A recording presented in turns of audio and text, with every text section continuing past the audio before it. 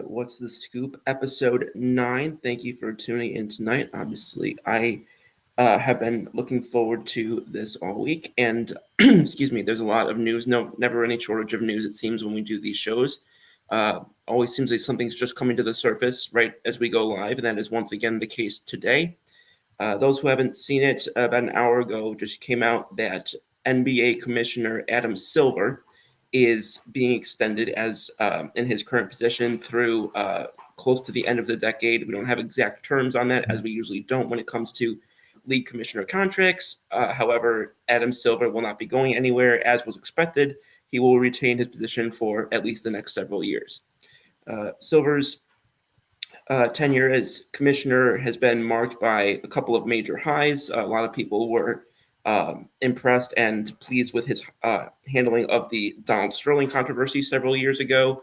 But then there was also some controversy regarding his handling of situations like the Brooklyn Nets saga last year with Kyrie Irving and the like. So it's been a bit of an up and down tenure for him, but as of this point, he is staying in his position and he has been extended. So that's the news out of the NBA tonight. Been a ton of breaking throughout the course of the last few days across different sports. National Football League, obviously, the coaching carousel continues to whirl at an alarming rate and a bit of a breakneck pace the last few days, in particular regarding the head coaches, assistant coaches, and general managers that have been turned over. That continued into this past week. National Hockey League has had a couple of major developments over the past couple of days, including a significant injury to one player from a concussion who has battled serious injuries in the past, bringing to mind some of the situations like we saw with Tua Tagovailoa and the Miami Dolphins a couple of years ago. So that's all coming to the surface right now. So there's a lot to get into today over the couple of different sports. So I'm going to break right into it as I see people starting to come on. Thanks for joining us tonight, guys. Looking forward to hearing what some of y'all have to say. So I'll start with the topic that I just referenced a couple seconds ago with the NFL coaching carousel. As we have seen over the past week, this wasn't the case when I was last on, but throughout the past couple of weeks, we've had almost half the league, 14 teams, have turned over offensive coordinators. Some of them have been filled, but some of them still need to be replaced.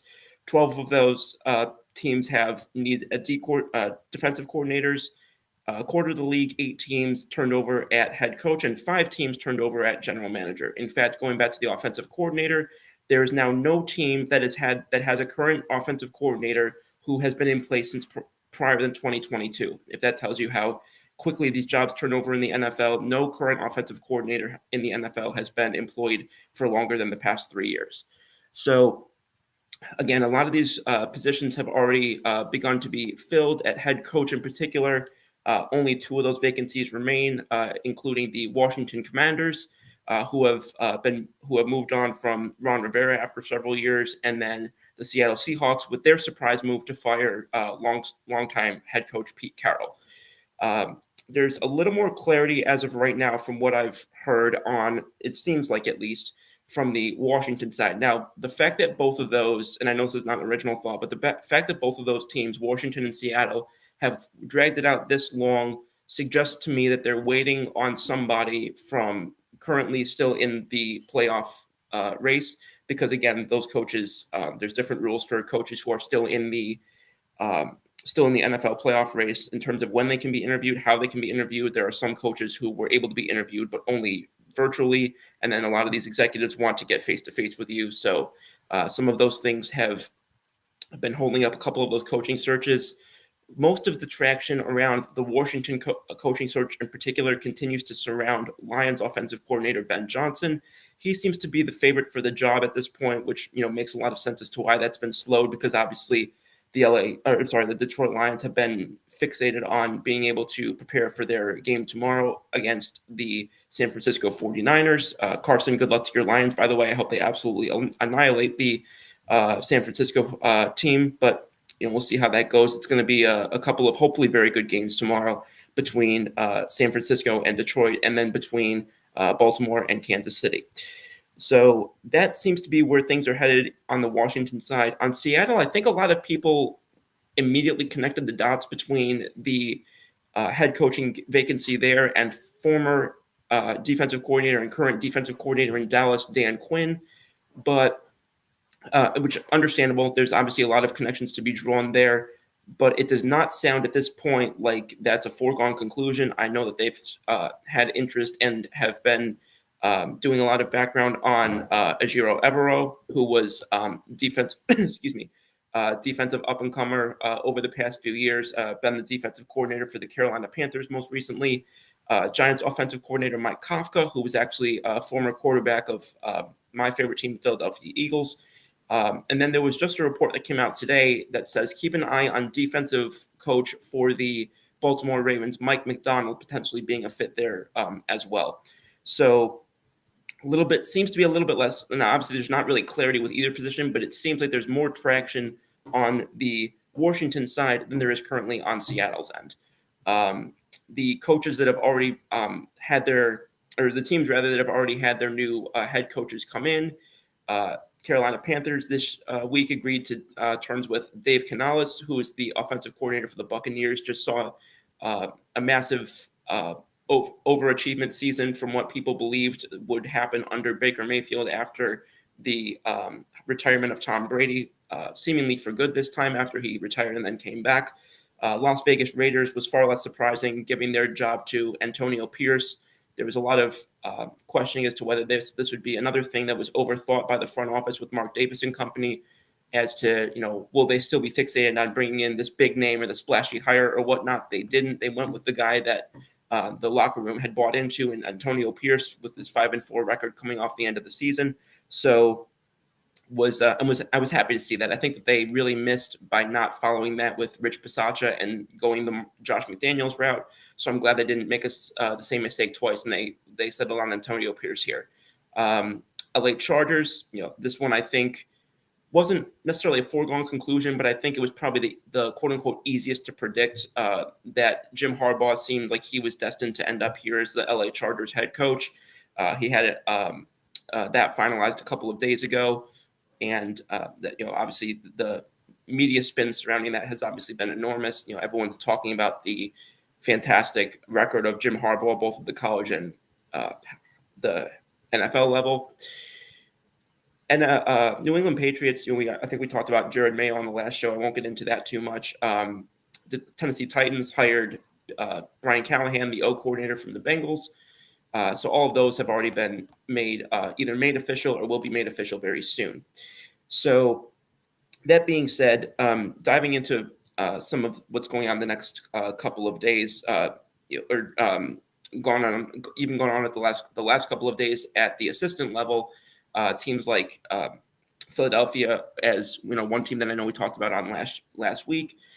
They have made the decision, and this was a bit of a surprise, that Miami Dolphins decided to let Vic Fangio go from their defensive side of the ball. And as soon as that came down, I'm in a group chat with a bunch of Eagles fans that I've met throughout my life, some of whom I've grown up with and some of whom I've only met recently. But we've got a big group chat of Eagles fans. And as soon as it came down that Miami had let go of Vic Fangio, I said, that's going to be Philly's guy. And it was literally within a matter of minutes it started coming out that was what was going to happen. So I think that although I was touting guys like Ron Rivera in the past, I think that Vic Fangio is a fantastic hire for them. He's been a 10-time coach of a top 10 defense in the NFL.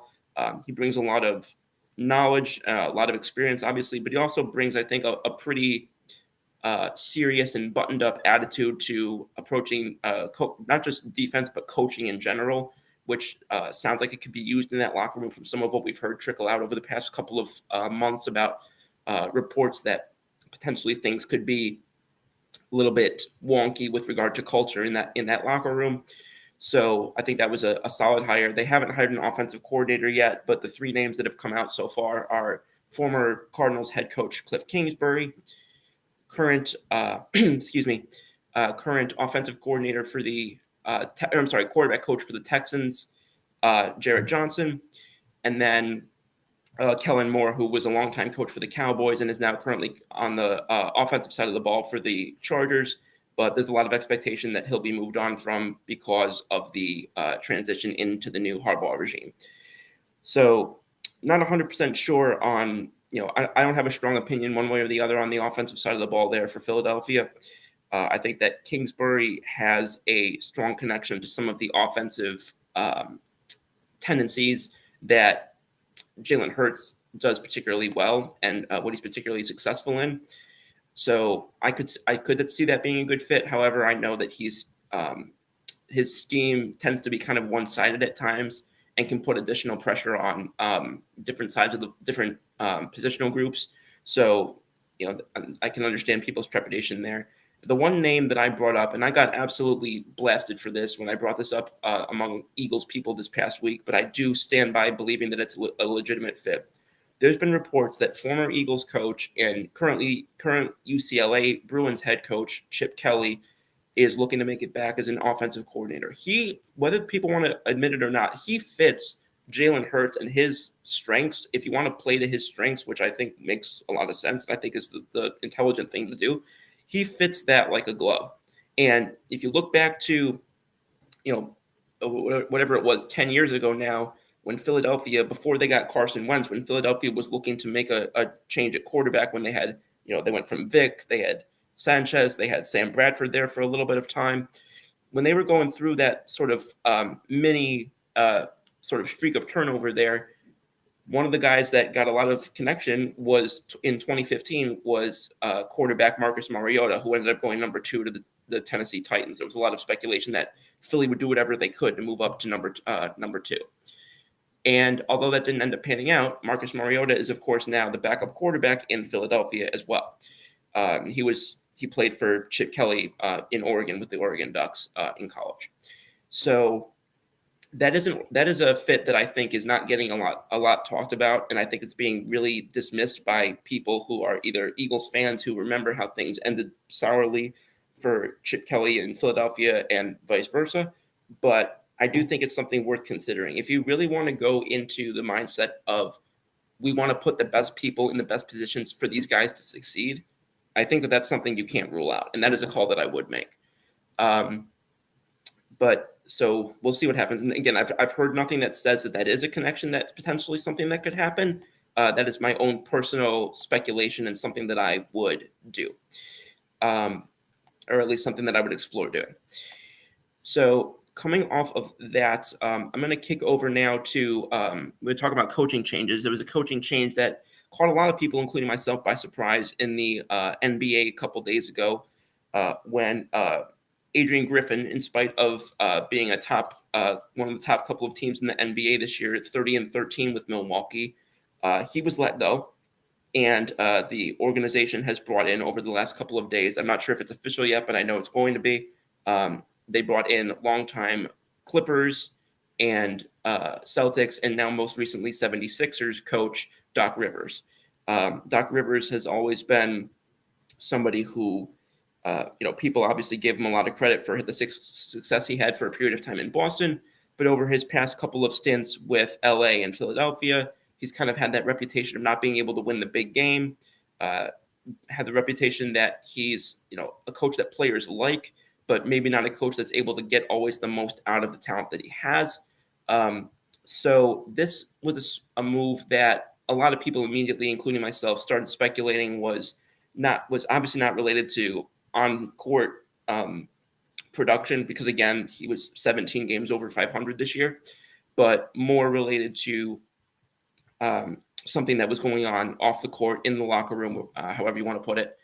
And from what trickled out over the next couple of days out of Milwaukee from people who are associated with the organization or who have close ties to the organization, it does sound like a lot of this originated from that. And it sounded like Giannis in particular was not somebody who was really buying into what was going on with Adrian Griffin. And that this was kind of one of the moves that people say, it's not based on what we've done over the last, 17 games. It's based on what we think we need to be able to do to be successful over the last, 35 games or whatever the number would be. So not 100% sure if that, if it ran any deeper than that, but obviously, especially in the NBA, as we all know, your star player wants something, your star player is going to get something. It doesn't matter if it's, someone like Giannis or, LeBron or Steph or whoever it is. typically what those guys get or what those guys want, those guys get. And it sounds like that was a case here. So remains to be seen, obviously, how that will work out going forward. I'm just going to jump in and say this because it's a little bit unusual to me. If any, excuse me, if anybody is attempting to send messages in the chat, they are not coming up, and it's unusual for me to go 15 minutes into a show and not have any messages there. So no worries if nobody's had something to put in just yet, but just want to bring it up that if somebody is trying to say something into the chat, I'm not seeing it right now. Excuse me. So going back to what I was saying about Coach Rivers again, his reputation has taken a bit of a hit from where it was a few years ago. He obviously was a very winning coach in Boston, but he has been kind of shifted from, his time in LA ended rather unceremoniously. They brought in Paul George, they brought in Kawhi, they brought in a lot of pieces that people thought, oh, this is, the team that's finally going to end the LA Clippers drought. And, obviously flamed out a couple of times in the postseason. And then Philadelphia just, again, was never, if you're somebody who there's obviously been a lot of ego in particular in that Philadelphia. It's, just known that that's been a place with a lot of tough personalities the last few years, with guys like Joel Embiid, guys like when he was there, guys like Ben Simmons, which, that was obviously a whole, that's still going on in Brooklyn all these years later. So I don't know if Doc should be getting as much of the flack for that as he is getting at times, because I think sometimes I think we are very quick to celebrate players for doing well, but when things don't go well, I think a lot of it, often the onus tends to fall quickly on the coach or the GM or whoever it is, because obviously when you've got a coach making $4 million and you've got a struggling player making $44 million, obviously one's easier to move on from than the other. So, but I'm curious to see how this works out for both Milwaukee and for Doc Rivers, because that was obviously a move that I don't think a lot of people saw coming, and it's relatively unconventional at the midway point of a season to see a top two team make a transition there. So that about wraps up what I've got to say on that. Excuse me. Going back to what I was talking about, I mentioned, before I forget, I was talking NFL coaching. This came on just since I've been on air, but the Atlanta Falcons have hired Zach Robinson, the offensive coordinator the pass game coordinator, rather, from the Rams, as their offensive coordinator. So Raheem Morris, who was, and I want to speak about that for a second. So Raheem Morris, who was a former assistant for the LA Rams, is now the head coach in Atlanta. And that was a bit of an upset, because I think a lot of people made a couple of assumptions. I think a lot of people made the assumption that Bill Belichick was going to go there, but I think people baked into it, just took it for granted that because Bill Belichick, obviously, again, not taking away the amount of rings that Bill Belichick has, not taking away the fact that he's pretty hard to dispute as the greatest defensive mind that's ever been in the NFL. And again, whether you want to say his success was tied to Brady, wasn't tied to Brady, whatever it is, you can't argue with the results. Like I always say on whatever platform I'm on at the time, data doesn't lie, facts don't lie, all of that. So that being said, I think people baked into it automatically that Bill Belichick, and I had people tell me this, oh, Bill Belichick can get whatever job he wants. Bill Belichick can get, there's going to be teams, firing their coaches, lining up to hire Bill Belichick. There are 2 coaching vacancies left. Washington has let out multiple times from, through different back channels that they are not interested in Bill Belichick. And there's very little indications in Seattle's case that they are about to sort of change course in their current position of their search to bring on or to bring him in for at least one interview. There have been, like I mentioned, there are 8 coaching vacancies. At some point during this offseason, there's been as many as 8 coaching vacancies. Belichick got interviews from one team, the Atlanta Falcons. They brought him in for a second interview. and they still brought in another coach in Raheem Morris. And it wasn't even, and I've made this point a few times about offensive coaches being, versus defensive coaches. And, if you want to look at the example, as a real world example right now, 3 of the final 4 coaches left are offensive background. Going back the last several years, I think it was like 78%, maybe even more, of these Super Bowl attending coaches have been offensive background. Again, just with the rules changes that have transpired over the last 10 years, just, just the way that things have trended. And so I thought that if Belichick didn't get that job, it was because they were going to follow that trend, go to a younger offensive-minded coach. They didn't do that. Raheem Morris was, someone who had a lot of experience on the other side of the ball for Los Angeles. And again, he's been looked at. I am not slighting Morris in the slightest. He has been looked at as an inevitable future head coach in the making for years now. And I think that Atlanta got a great hire there. But looking at the situation right now, there was like a shockwave that went through NFL media after he was hired. That was like, how's the GOAT not going to get a job going into next year?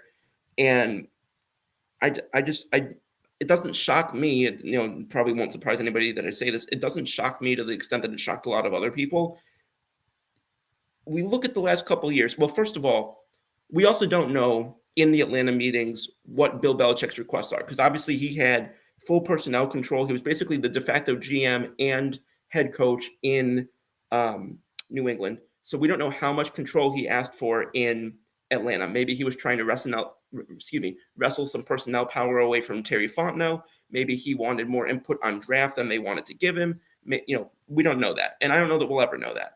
But fact of the matter is, for whatever reason, the way that Bill Belichick believes that he should be managing a team, both on and off the field, is not what an organization, at least 8 organizations, and evidently some others, because it would have been very easy for guys like Philadelphia, Dallas, some of these teams that were thought of to have their head coaches on the quote-unquote hot seat, would have been very easy for some of these guys to move off of their coaches and bring in Bill Belichick. And I doubt that they would have gotten a ton of flack for doing so. Not that that should matter, but it would have been very easy for that to happen. And you can go back to one of my earlier shows. I said if Philadelphia moved on from Nick Sirianni, Belichick would be probably the first guy that I'd reach out to, just based on where they were, because fit still matters, And I think that's something that doesn't get a lot of attention sometimes. Is I don't care what your name is. I don't care if you've won 10 rings or if you're a first-time head coach. I mean, obviously, I have a ton of respect for you if you have 10 rings. I'm not disputing that. But this is what's happening, I think, a lot of phases of sports. We see it in contracts. We see it in different – you're not getting in free agency, for example. You're not getting – I'll use baseball as an example. People have been surprised recently a lot of times. Now, this year was an outlier because you had guys like Yamamoto and Ohtani. But the last few years, you're getting guys who are getting paid often a lot more now for what people think they're going to do and not what they've done. A lot of years in the past, you'd see 32-year-old, 33-year-old guys getting $200 million or $150 million because it's off of what they've already proven. That's not the way things are now. Things are increasingly trending more toward what I project you're going to do for me is what I'll pay you for.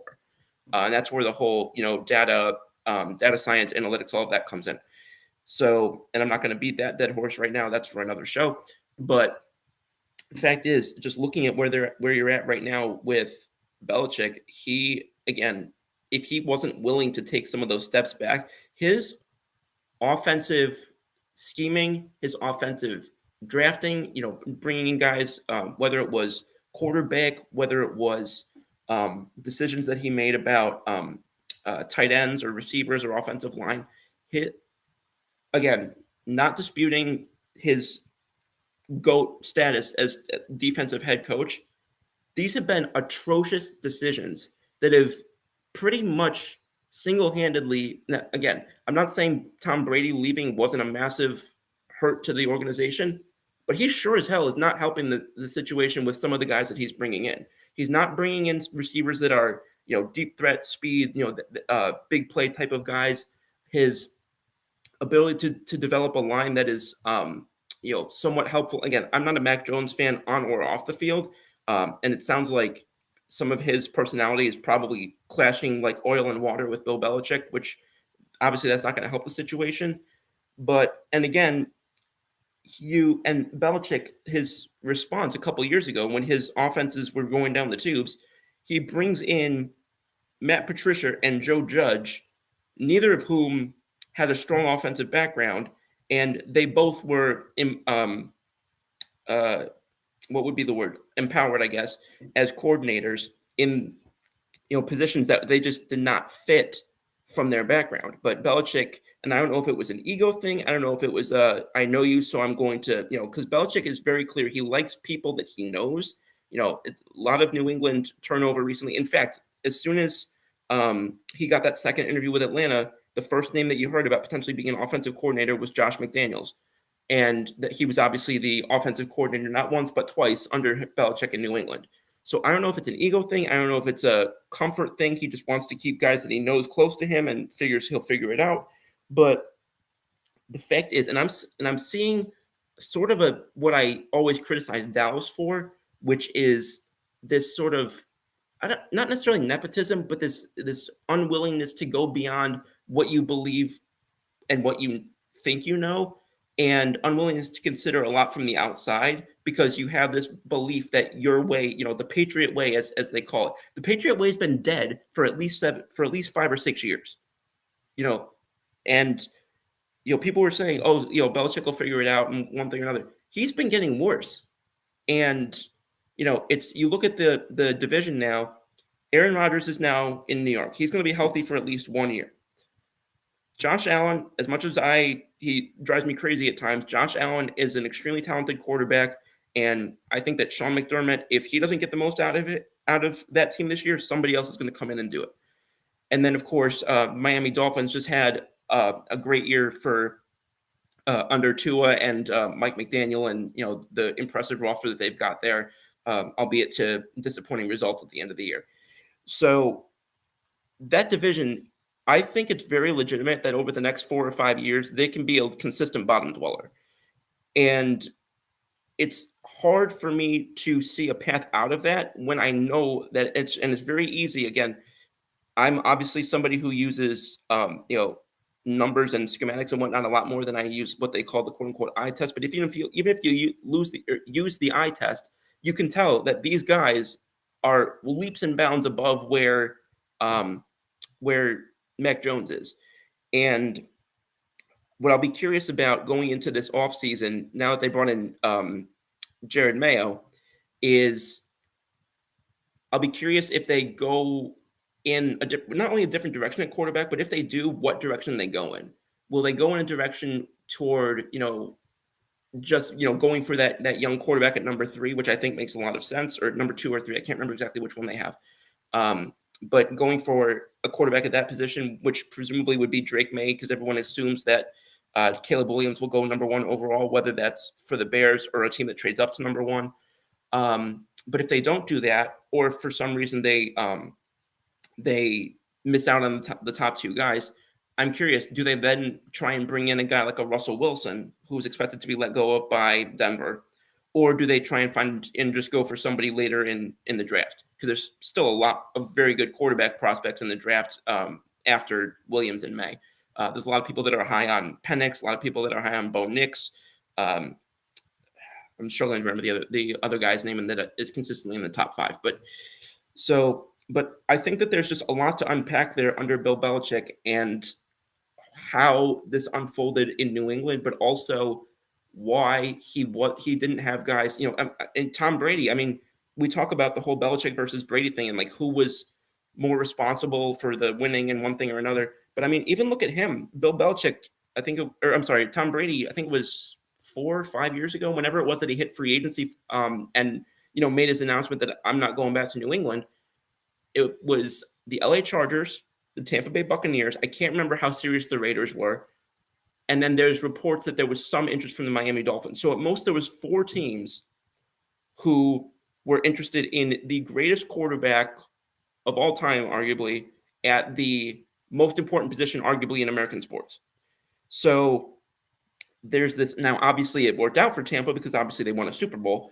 So I'm not saying that it lines up perfectly, but there's just this dynamic.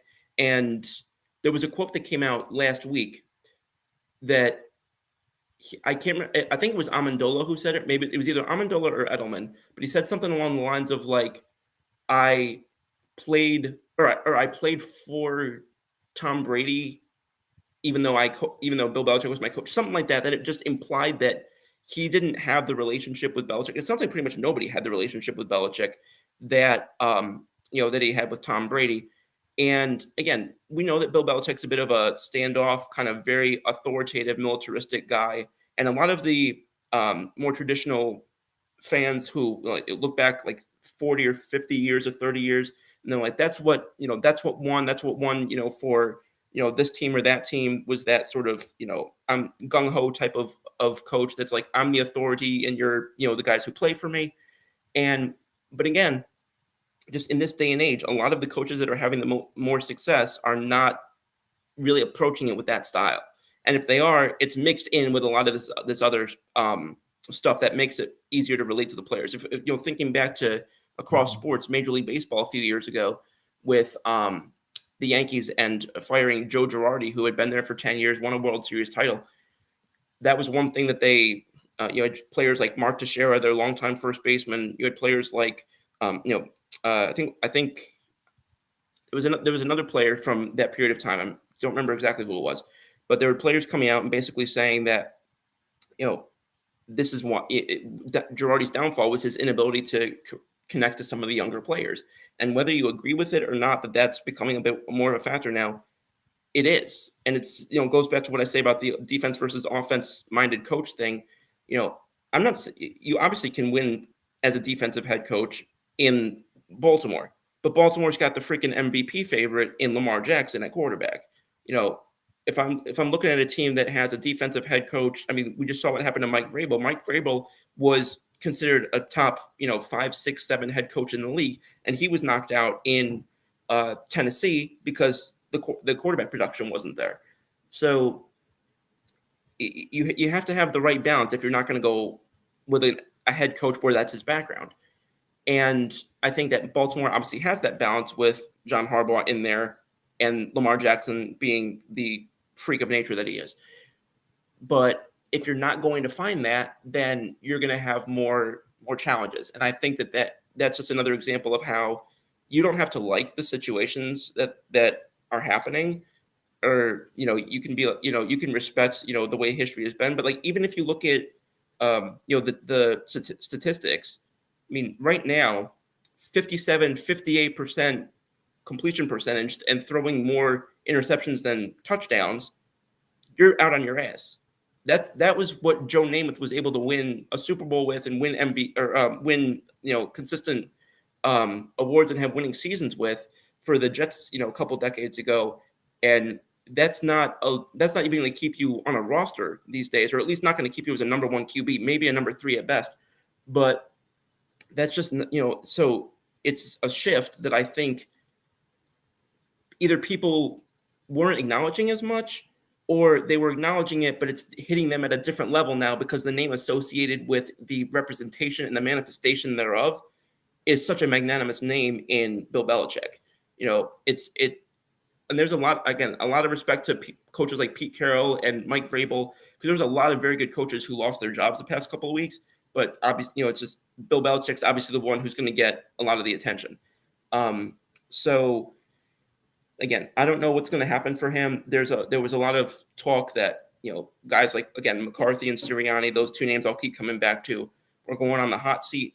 So I'm not 100% sure if that's perhaps somebody where he's going to just kind of lurk into the beginning of the coming season, and the first team that lets go of their head coach, he's going to be the first call that they make. Maybe he'll go on to a TV network like a lot of these coaches do. I have no idea. But I mean, and this is one example why I said a few weeks ago on the previous show, was the fact that I think Bill Belichick right now, if he's going to be maximized, is probably going to be so as a defensive coordinator. And I mean, going to a place like Philadelphia, you had Nick Sirianni as head coach, and they fired their 2 coordinators. Very interesting to me. The 2 favorites for for defensive coordinator that we heard about, and the one who ultimately obviously got the job in Vic Fangio, but even the other one, Ron Rivera, both of those guys have head coaching experience. So we went from guys who pretty much a very,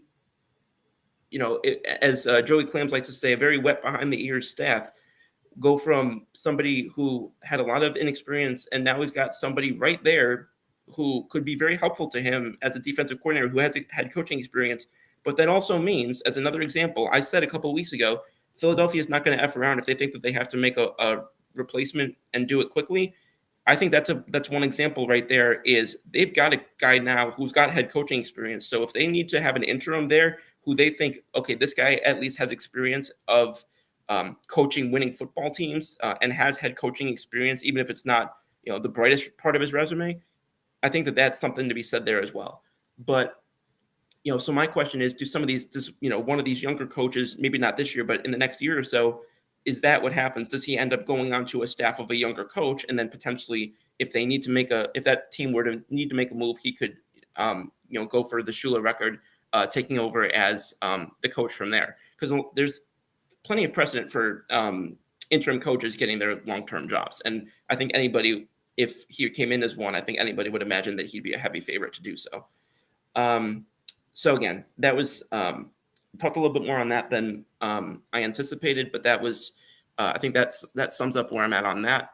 Now, jumping back into, I was about to start talking about the NHL, and this happened a day or two ago, and it brought up a lot of discussions about where just the sports in general were at with regard to these types of injuries. So there's a center for the New York Rangers, and I apologize to Rudy and anybody else who watches this show who's a fan of the New York Rangers. I'm going to mispronounce this. Philip Keitel, I think is how you pronounce that.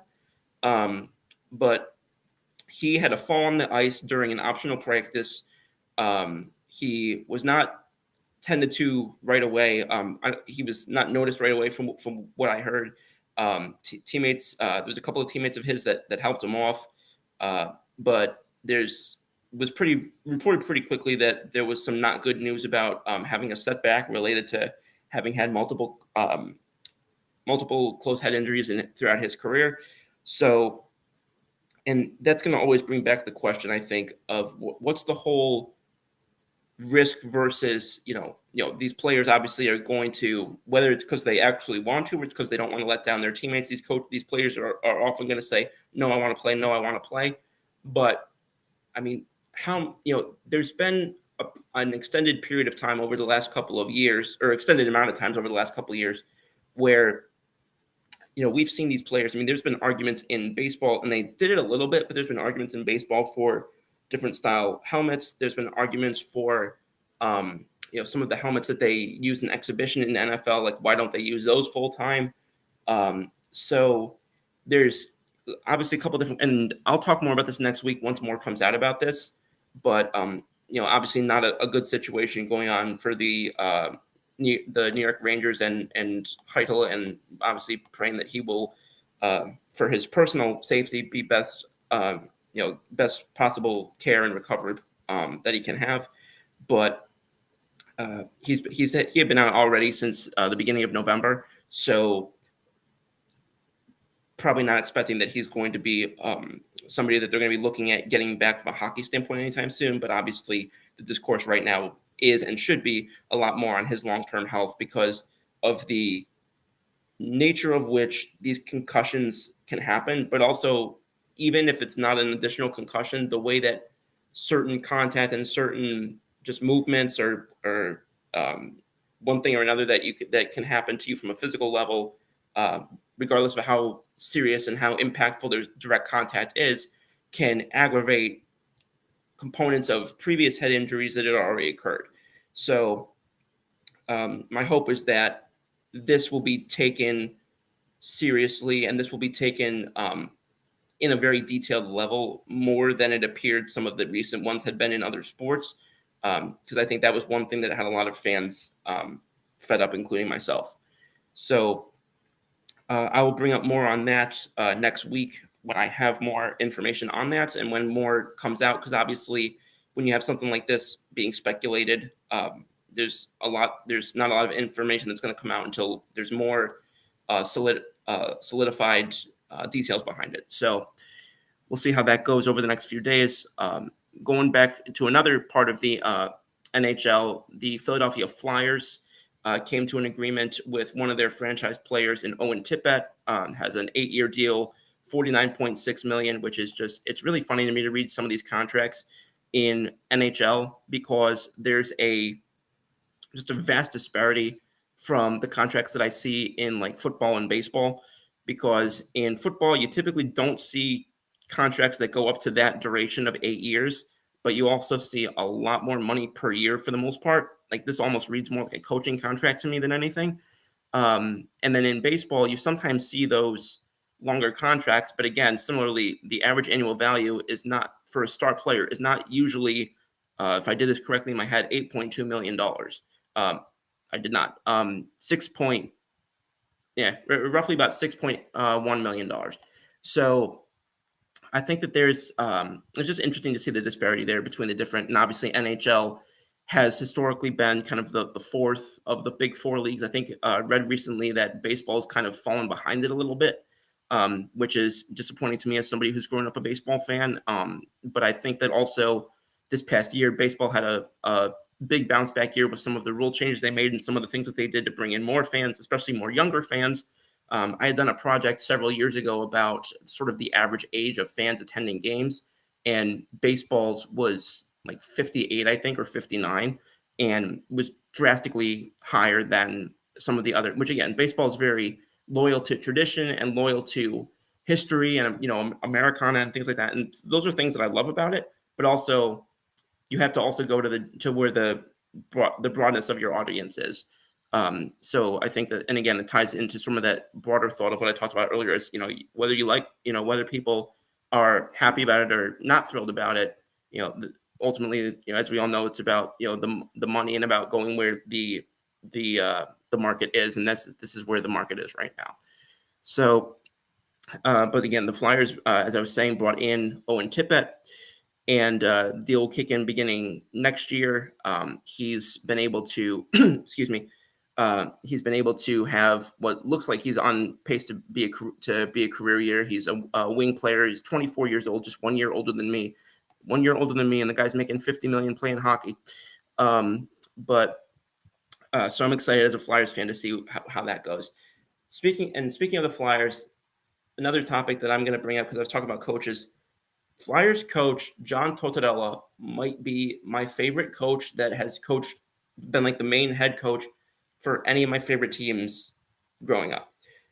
This guy, he had a guy about a week or two ago, some reporter went after him about dialogue about one of the players that he was like, this is not appropriate, like leave the guy alone, this is not something for us to be speculating about or hypothesizing about one thing or another. And Coach Tortorella, I think it was yesterday, it was either yesterday or today, he basically said, it's like, I recognize you. You're the guy who was giving me, however he phrased it, about the situation a week or two ago. And the guy kind of was like, yeah, and he's like, I'm not answering your question. But no, I obviously I understand, part of the job is to speak to the media, is to provide access to certain things for fans when possible and when appropriate. But sometimes I just absolutely love seeing a guy like Torts go out there and say, like, no, there's a line that shouldn't be crossed, and I respected him a lot for that. And I know he tends to rub certain people the wrong way, whether it's in New York or Columbus or wherever. But he's been the coach in Philadelphia for a couple of years now, and I absolutely love him. And I think that his style like that, where he's a little bit more sharp edged, has I think been a big part of why Philadelphia has turned it around on the ice to a better extent than people expected at this point in their rebuild process. I'm going to jump in now. I got to double check and see what's going on there. Again, no issues if there's not been an ongoing dialogue right now. It's just I want to make sure that there's nothing going on technologically with that. But going back to some of the topics that I was discussing, we got Major League Baseball coming up over the next We're about 6 weeks out from the beginning of spring training. It's going to be the I think it's the second day of April is when the opener is released. Maybe that's the opener for at least New York, but there's still deals that are coming together. There's a lot of surprise that guys like Cody Bellinger haven't signed yet.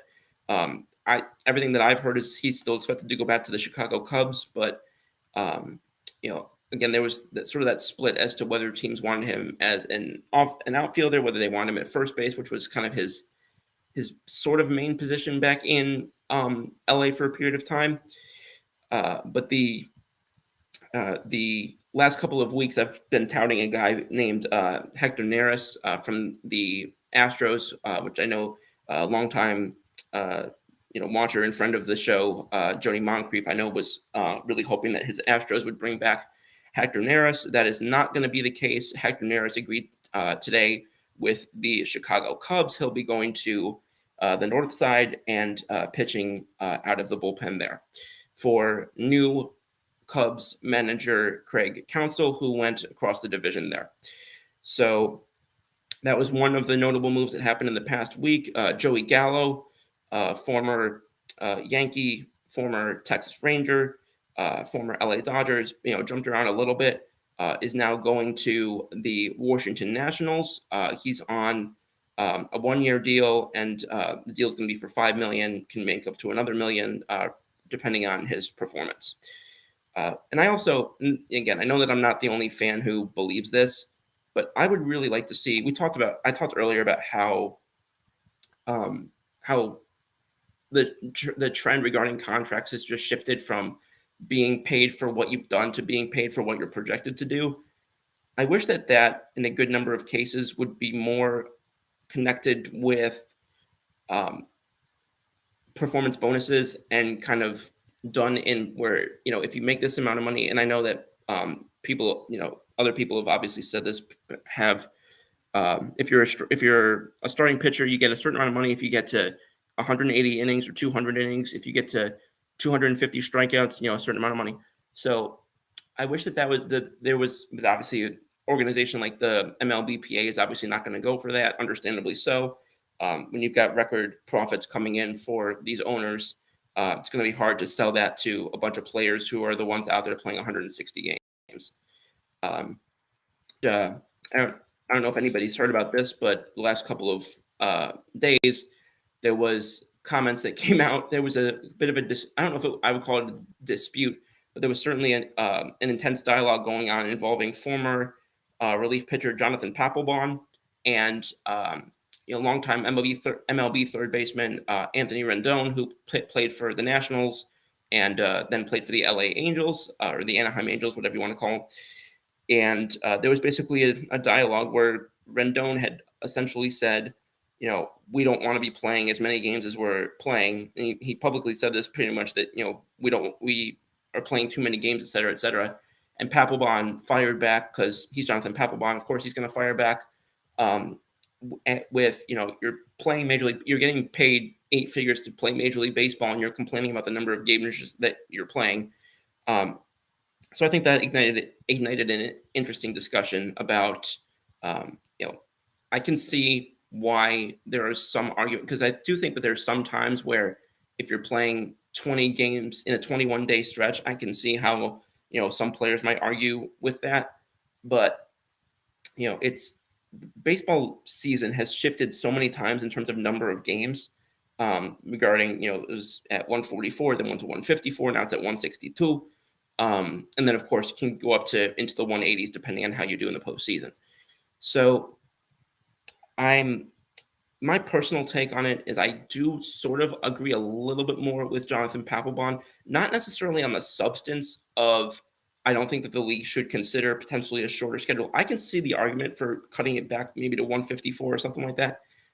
But I do think it doesn't send the great message to publicly air that grievance if you're Anthony Rendon on your own with, we should be, I'm not sure what his stature is within the MLBPA, within the players union, but I feel like that's something you can take to, labor agreements or one thing or another. I don't love that type of thing coming out as an active player, as that whole sort of controversy being ignited there, especially between two respected current and former players. So I was kind of surprised. I wasn't surprised by the fact that it came up, because I know that a lot of players agree with that, and a lot of, I think, fans agree with that there's too many games. But I think that Rendon coming out, probably the manner in which he approached it, probably there's a lot of people, I think, who might have preferred to go a little bit differently. But again, that was his platform. That's how he chose to do it, and that's his right. So I think those are kind of the main things that are coming out from Major League Baseball this week in particular. There's not been a ton of news that we didn't cover regarding NBA, but the trade deadline is coming up over the next couple of weeks, and I'm a New Orleans Pelicans fan, and once again, Zion Williamson is in the news for anything possible other than production on the court. And I'm watching him over the past couple of days. He's out because, I don't know, it was like a finger contusion or something like that, or whatever it was. And I said last year I wanted us to trade him. People are like, you can't trade him. He was a blue chip prospect. I don't care if he was Godzilla, if he's not going to be on the freaking court. I don't care how talented you are if you're not going to give me production. And I'm tired of the main question around the Pelicans often being who's going to step in because he's not there. Like, this is like Scottie Pippen asking to, or deciding to have surgery right before the season on steroids because it's happened. Sorry about that. This is, because it's happening multiple times. He was drafted in 2019, number 1 overall. And what I continue to not understand is the discourse from some non-Pelican fans who basically say, "Oh, put him in, with a team like the Knicks or a team like the Lakers or one thing or another, where supposedly the quote unquote stars love to go and whatnot." Obviously, I get why the fans want him there. I can't see how you're suddenly going to go from being the kind of the sideshow that you are in New Orleans, not because of your talent, not because that you've had a drop off there or one thing or another, but just because your production hasn't been up to the billing of what you were supposed to be coming into the draft and going through the draft. I get it that Knicks fans were not particularly excited about the fact that they didn't get him and they got, I think it was RJ Barrett that year. I get that he probably wasn't, maybe based on the marketing that he thought he was going to have and the way that he with Duke and the shoes and all of that was handled coming up to him being drafted. I can understand perhaps from his mentality, or at least his agent and people around him mentality, that he was not able to shake the mindset of what he could get potentially in New York from a branding standpoint. And now obviously New Orleans is a much smaller market than that, even though it's still hardly a tiny city. So, but the fact is, and this is where the issue that I have with, we talk about player empowerment. And again, when these leagues are making, and the owners are making as much of a profit as they are, I agree that the players have a right to bargain for, with, the CBA and whatnot, higher pieces of that. But I also don't like, and this is what as much as I've tried, and I try to get into the NBA and obviously I do follow the NBA and I am a fan of the NBA, but one of my biggest gripes with it that I don't have necessarily about other team, specifically MLB, but it still doesn't happen as much in the NFL. It happens more than it used to, but I just don't like that one elite player can essentially hold a franchise and its fans hostage. And there's been controversy yet again over the past couple of days and weeks. And actually, I'll go off on the side here. Yesterday was, I can't believe it, yesterday was the 4-year mark since the passing of all-time legend Kobe Bryant. And one of the stories that came out about him was that there was a time where I don't know if he wasn't feeling well or if he was hurt or one thing or another, but he was basically told, like, take a day off. And he says, I don't know what fan out there is coming in today and saved a ton of money up to try and come to a Lakers game and I don't want to not be there to help the team win, and something to that effect. And I had so much respect for hearing that, because I feel like there's so, at least from what gets out there and what comes out from the players' side, it doesn't seem like that's a prevalent mindset to a great degree with guys like Kawhi and players who are seen as faces of the league. Um, I've talked about that whole load management thing in the past, but the fact that you have these types of issues regarding this mentality that players choose when they want to play or choose when they don't want to play, or they can just decide, oh, I'm just going to go ghost, or I'm going to do what James Harden did twice and look as miserable as possible, or create as much of a hellscape for my team as possible so that they have no choice but to trade me. It's just that's one thing I really can't stand about the NBA is, again, you're still part of a team. I get that you as an individual bring a lot to the team and you deserve to be compensated fairly and, one thing or another and all of that. But at the end of the day, you signed a contract. And they say, well, the team signed a contract too, and they can trade us at any time. So that kind of argument, I get a lot. And to some extent, I understand that. But also, what they're giving you to play is like 40 or $50 million that a lot of other places are probably not going to be willing to put forward in the cases of some of these elite players. Like I especially if you come with a certain amount of off the field baggage like a guy like Harden does. So knowing that, I think that there's just and I know they tried to address the load management thing this offseason, but obviously it went over like a lead balloon because guys like, again, Kawhi and some of the others who I both named and haven't named, those guys have been able to find ways to skirt it. They either will manipulate playing time or one thing or another, and it's just, as somebody who's an NBA fan, I talked to friends of mine who are not just NBA but other fans as well of other sports, and it's like one of the big things, obviously, that people love doing is they get a jersey of their favorite team, and they'll get like, and I said this, obviously, I love the fact that I have a Garrett Cole jersey. I love the fact that I had an Aaron Judge jersey, but I tend to like having those types of things that like not everybody else has. So like I was looking at one point, like I had a Didi Gregorius jersey. He was my favorite player for a while. It was still, I was very annoyed that he went to the Phillies. Was mitigated a little bit by the fact that we signed Garrett Cole about 5 hours later, but still was upset that he went to the Phillies. And then, but you bring in these guys, unless you are getting one of these guys who is making 250 $1 million contract, there's a very good chance that the player is not going to be there. And even at this day and age in the NBA in particular, even those guys could be. We saw Russell Wilson, a year or two ago. Obviously, he pushed his way to Denver. That's obviously been one of the biggest disappointments in recent memory in professional sports. And now it looks like they're just going to bite the bullet and let him go. Which I'll end on this note because I know a lot of Denver Bronco people watch my show. I don't understand why Denver would let go of Russell Wilson. I really don't. I don't understand it from a production standpoint, because you're not getting, based on where you are in the draft, the cap that you have, all of that, you're not getting a Russell Wilson, at least next year, a Russell Wilson caliber quarterback in the draft, or based on where you're at. And you're sure, and unless he has a Geno Smith on steroids type of year, bounce back, you're not getting it out of Jarrett Stidham.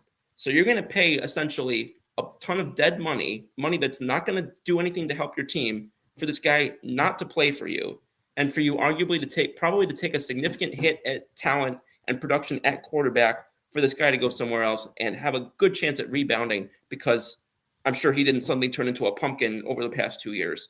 And I'm sure that the talent that helped him win a Super Bowl, get to more Super Bowl, and help keep the Seahawks relevant for the better part of a decade.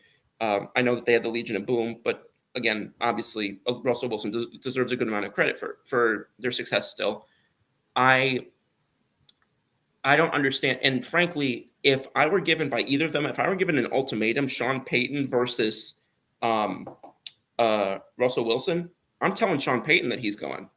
Like I have seen in the past couple of years, obviously Russell Wilson is not the quarterback he once was, but just based off of the last couple of years, what did Sean Payton show me last year that he's the guy to turn this thing around?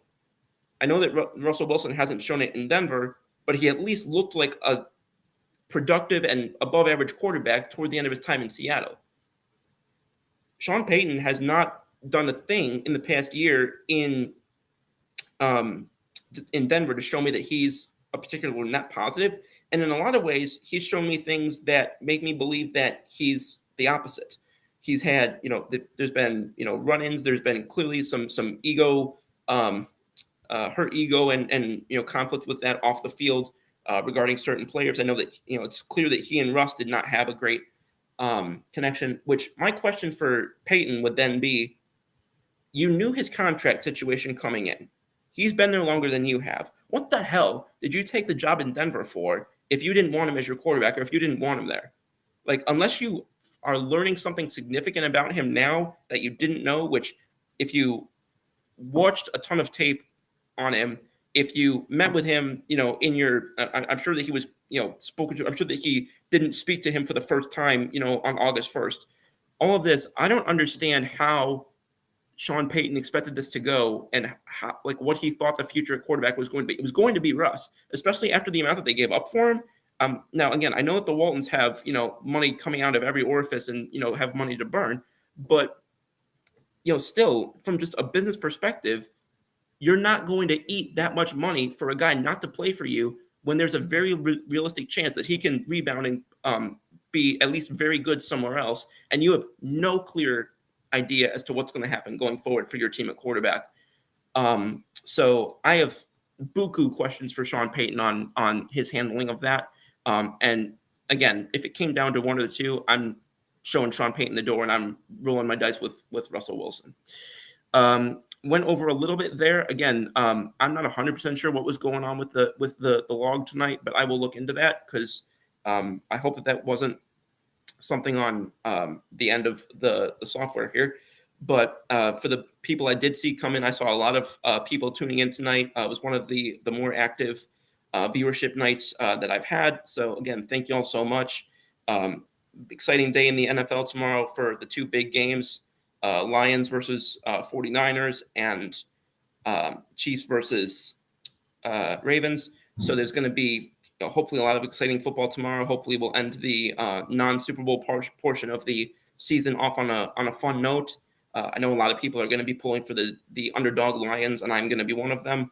But I'm very excited to see how this goes down, and good luck again to my buddy Carson for his team tomorrow. And if your teams are still in, then good luck to them. And if not, I hope you enjoy the games. And as I said every week, if you are going to be wagering on any of these, please bet responsibly. Have a good night, y'all. Scoop out.